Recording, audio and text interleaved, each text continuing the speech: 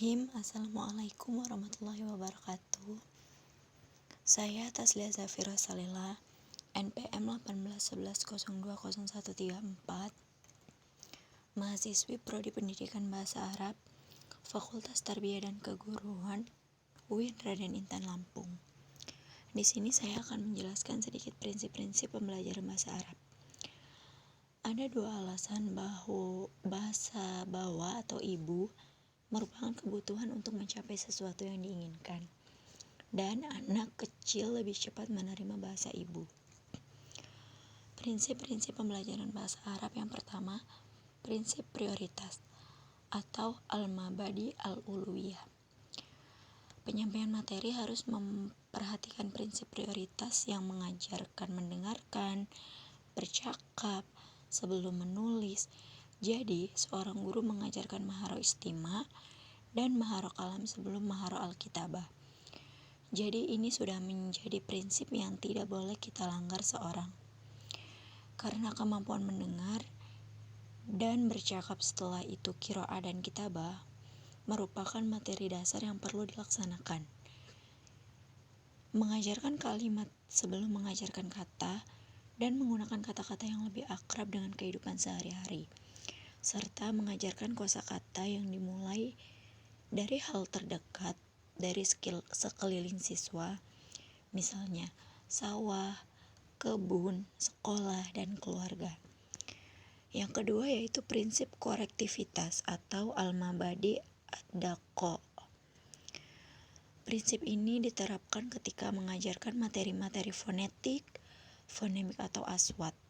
Maksudnya, di prinsip korektisitas dari seorang guru tidak hanya menyalahkan peserta didik, tetapi juga melakukan pembentukan dan pembiasaan peserta didik untuk kritis.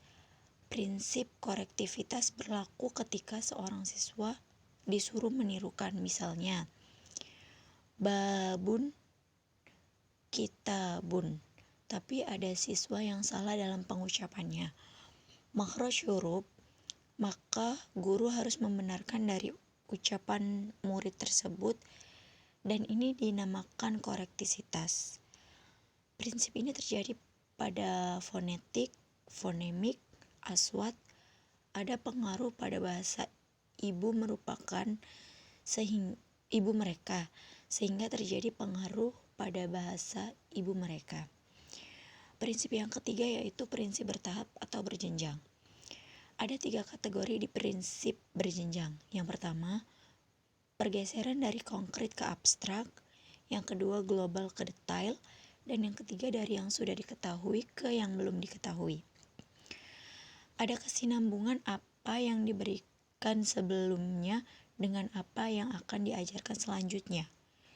Dan ada peningkatan bobot pelajaran terdahulu dengan selanjutnya, baik jumlah jam maupun materi.